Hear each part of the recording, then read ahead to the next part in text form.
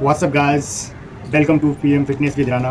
दोस्तों, आज का हमारा टॉपिक है डाइजेस्टिव सिस्टम, पाचन तंत्र। अक्सर ये देखा जाता है कि चाहे वो बच्चे हों, युवा हों या फिर बूढ़े हों, अपने पाचन शक्ति से या फिर यूँ कहें कि उनका पेट जो है बीच बीच में ख़राब होता रहता है। कोई कब्ज़ से परेशान होता है, किसी को गैस्ट्रिक प्रॉब्लम हो जाती है, किसी को दस्त हो जाता है, या किसी को कमजोरी या फिर उल्टी होती है या बुखार हो जाता है। तो ये कहीं ना कहीं हमारे पेट में कुछ न कुछ गड़बड़ी है, क्योंकि ऐसा माना जाता है कि सारे जो भी बीमारियां हैं उनका जड़ पेट ही है। तो सारी बीमारियों की उपज पेट माना जाता है। तो जिन लोगों का पेट सही है, जिन लोगों का डाइजेस्टिव सिस्टम सही है, पाचन तंत्र सही है, तो समझिए कि उनको बीमारी एकदम 99% नहीं होती है। तो अपने पेट को जरूर हेल्दी रखें। तो आज हम इसी टॉपिक पे बात करेंगे कि पाचन तंत्र खराब कैसे हो जाता है या कमज़ोर कैसे हो जाता है, या फिर इसके लक्षण क्या हैं। पाचन तंत्र यदि खराब होता है तो उसके लक्षण क्या हैं,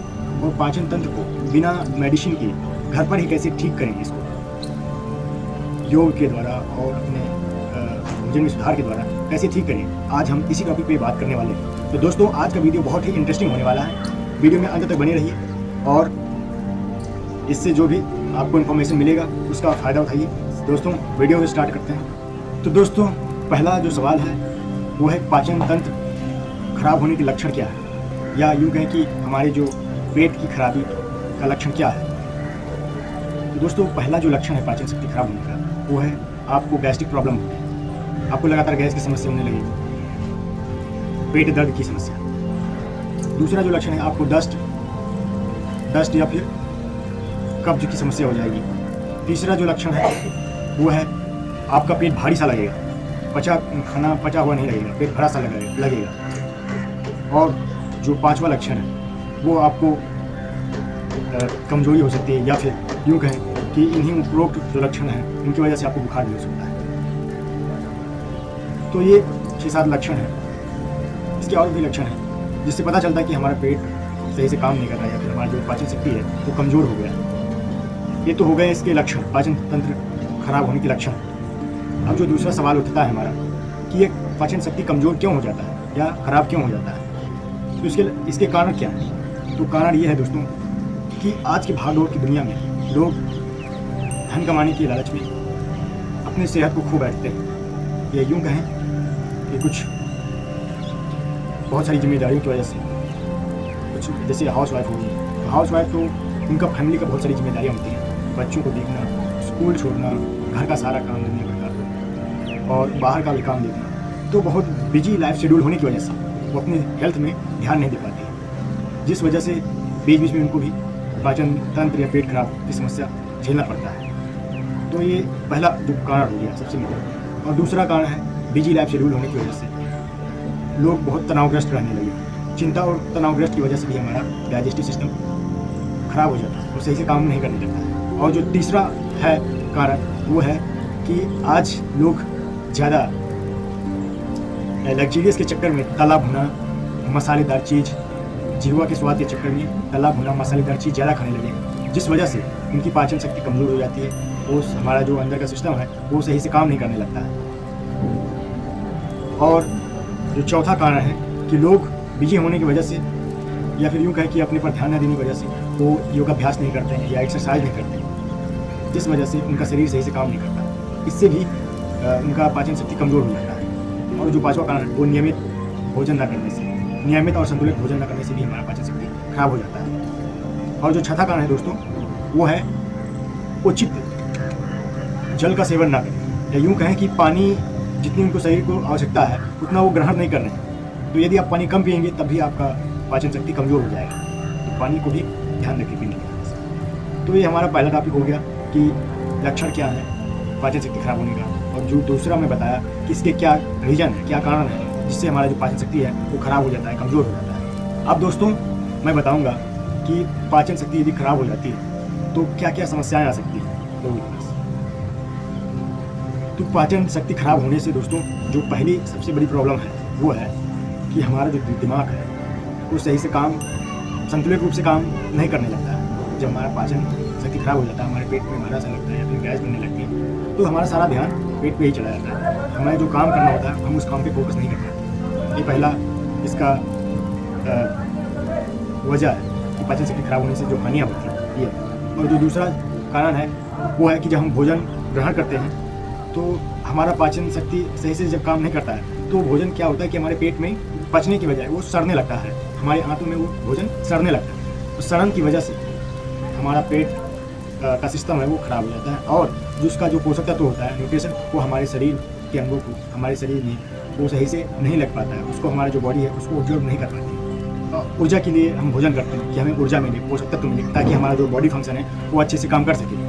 तो यदि हम भोजन करेंगे और वो डाइजेस्ट होगा ही नहीं, सड़ने लगेगा और उसका जो पोषक तत्व हमें प्राप्त नहीं होगा तो हमारा शरीर कमज़ोर हो जाएगा, तो भोजन का कोई करने का कोई उद्देश्य ही नहीं रह जाएगा। तो यही सबसे बड़ा नुकसान है दोस्तों इसका। तो अब जो हमारा नेक्स्ट जो प्रश्न है वो बनता है कि हम इसको ठीक कैसे करें, पाचन शक्ति को हम मजबूत कैसे करें, इस पाचन तंत्र को ठीक कैसे करें। तो हम इसको 2 उपाय से ठीक कर सकते हैं दोस्तों, बिना दवा के एक तरह से करें हम 2 उपाय से इसको ठीक कर सकते हैं। पहला जो है वो हमारी डाइट है, भोजन, संतुलित आहार, भोजन के द्वारा हम पाचन शक्ति को ठीक कर सकते हैं। और दूसरा जो है हमारा योगाभ्यास, एक्सरसाइज, योगा व्यायाम, कसरत, रनिंग, भाग दौड़, जिम, जो भी एक्सरसाइज है, फिजिकल वर्कआउट, वो है दूसरा उदाहरण। तो पहला जो हमारा टॉपिक पे है कि हम भोजन के द्वारा ठीक कैसे करें।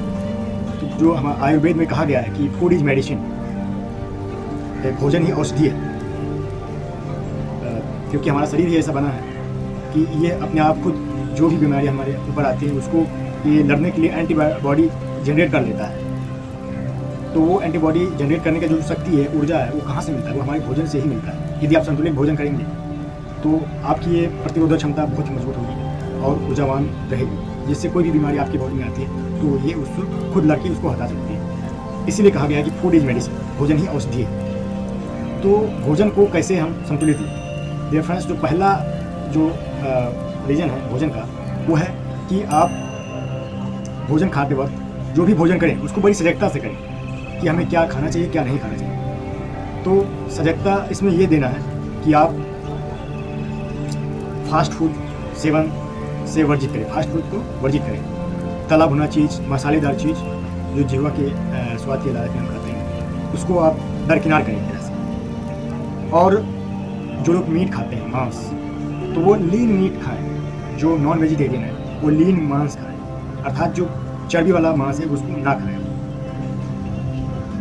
और अपने खाने में कार्बोहाइड्रेट, प्रोटीन, वसा, विटामिन्स, मिनरल्स, ये सारी चीज़ें जो ऐड करें और ज़्यादा से ज़्यादा हो सके तो आप नेचुरली जो चीज़ें मिलती हैं जैसे फल, फ्रूट्स, हरी सब्जियां, इसका सेवन ज़्यादा से ज़्यादा करें। और खाने के वक्त अपने सलाद, गाजर, चुकंदर, मूली और खीरा, इनमें से हर किसी न किसी का सलाद जरूर रखें, जिससे आपके शरीर में जो खनिज तत्व है उसकी प्राप्ति होगी। और फलों का सेवन रोज़ाना करना चाहिए, किसी न किसी टाइम, सुबह, दोपहर, शाम को भी कर सकते हैं। तो दिन में एक टाइम जरूर फल का सेवन करें ताकि आपको जो भी विटामिन की रिक्वायरमेंट हो वो पूरी हो सके। इसमें सबसे उचित यही होगा कि आप मौसमी फल, ठंडी का मौसम है तो ठंडी के मौसम में जो भी फल आते हैं वो सेवन करें, गर्मी की सीजन में गर्मी में जो फल उपलब्ध हैं वो करें, बरसात के सीजन में बरसात के सीजन में जो भी फल उपलब्ध होते हैं वो उन फलों का सेवन करना चाहिए। और सबसे जो महत्वपूर्ण ध्यान देने योग्य बात है वो है कि आप खाना नियमित समय पर ही खाएं, नहीं कि सुबह खा लिए फिर शाम खाएं या फिर सुबह खा लिए दोपहर खाए फिर शाम को खाए ही ना। तो आप नियमित भोजन करें टाइम से, सुबह खाएं फिर दोपहर फिर शाम फिर डिनर, जो भी है आप नियमित खाना खाएं। और अपने जो जैसे फैट भी बहुत जरूरी है, गुड फैट होना चाहिए। लेकिन तो गुड फैट के लिए आप शुद्ध सरसों का तेल यूज़ कर सकते हैं अपने खाने में, देसी घी का यूज़ कर सकते हैं। हमारे दिमाग के लिए, हमारे हेल्थ के लिए, हमारे शरीर के लिए, हमारे स्किन के लिए देसी घी बहुत अच्छा माना जाता है। तो गुड फैट के लिए आप देसी घी का इस्तेमाल कर सकते हैं। तो इन सब चीज़ों का ध्यान देना बहुत ही ज़रूरी है। नाउ फ्रेंड्स, अब हमारा आता है अगला जो प्रश्न है वो आता है योगाभ्यास। तो बहुत लोग जिम नहीं जा सकते क्योंकि बहुत लोगों को पैसे की समस्या हो सकती है, बहुत लोगों की समय की समस्या हो सकती है, समय ज़्यादा बिजी लाइफ शेड्यूल होने से वो जिम नहीं जा सकते। बहुत लोग ऐसे हैं जो घर से बाहर नहीं जा सकते, जैसे हाउस वाइफ या फिर छोटे बच्चे हो गए या फिर नॉर्मल कई लोग होते हैं जो घर से बाहर नहीं जा पाते। तो इन सभी को मैं एक साथ में लेकर जो सबसे उचित होगा वो है योगाभ्यास। वो आप घर पर ही कर सकते हैं, रूम के अंदर, छत पे कर सकते हैं, कहीं भी। तो सबसे सरल और सबसे इफ़ेक्टिव जो चीज़ है वो है योगाभ्यास।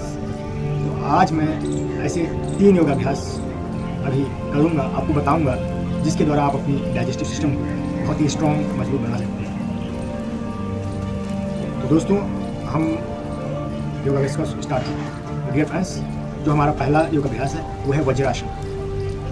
वज्रासन ही एक ऐसा योगाभ्यास है जो आप खाली पेट भी कर सकते हैं और भोजन के पश्चात भी वज्रासन कर सकते हैं। भोजन के पश्चात करने वाला पहला एक ऐसा योगाभ्यास है वो है वज्रासन, जो कि भोजन के बाद किया जाता है और हमारे डाइजेस्टिव सिस्टम के साथ हमारे जो लेग्स हैं इनको मजबूत बनाता है, हमारे रीढ़ को मजबूती प्रदान करता है। तो इसके बहुत सारे फायदे हैं। तो हम वज्रासन करेंगे। वज्रासन के लिए आप सबसे पहले अपने दोनों पैरों को सामने की तरफ खोल लेंगे। तत्पश्चात और बारी बारी से इस पैर को भी मोड़ लेंगे। अपने हिप है जो नितंब है इसको दोनों एड़ियों पे रखेंगे और अपनी रीढ़ की हड्डी सीधा करते हुए अपने दोनों हाथों के पंजों को घुटनों पर रखेंगे और सामने की तरफ देखें। आपकी जो श्वास क्रिया होगी नॉर्मल रहेगी। इस योगाभ्यास को आप 3 से 5 मिनट कर सकते हैं और धीरे धीरे इसको 5 से 10 मिनट और 10 से 15 मिनट भी इसको कर सकते हैं। जितनी ज़्यादा देर तक रहेंगे उतना ही इसका बेनिफिट्स है। यह योगाभ्यास हमारी पाचन शक्ति को ठीक करने में बहुत महत्वपूर्ण भूमिका निभाता है।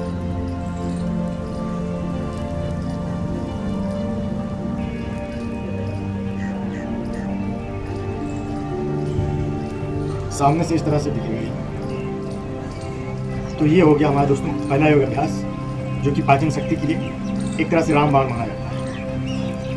नाउ फ्रेंड्स, अब दूसरा हमारा योगाभ्यास है वो है बालासन। बालासन का तात्पर्य है कि जो छोटे बालक होते हैं उनकी तरह पोज बनाना। तो बालासन के लिए भी आप सेम वज्रासन पोजीशन में आ जाएंगे। तत्पश्चात अपने दोनों हाथों को ऊपर धीरे धीरे ले जाएंगे और सांस भरेंगे। सांस भरने के बाद आप धीरे धीरे आगे की तरफ झुकेंगे, अपने दोनों हाथों को फ्रंट ले जाएंगे और अपने नाक को घुटने से टच करेंगे और सांस बाहर निकालेंगे।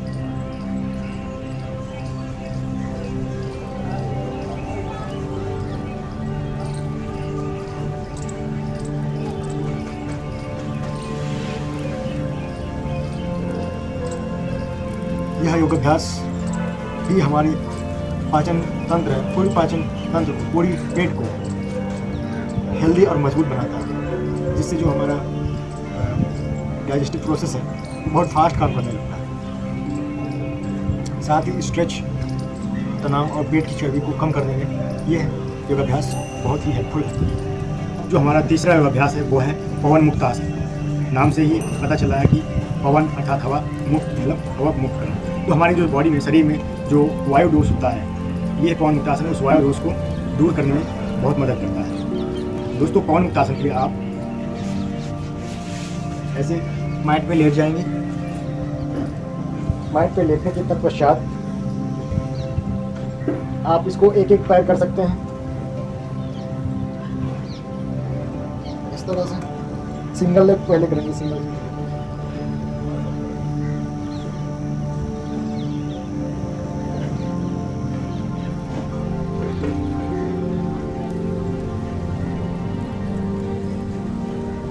सिंगल लेग करने के पश्चात आप दोनों लेग्स को एक साथ कर सकते हैं। दोनों घुटनों को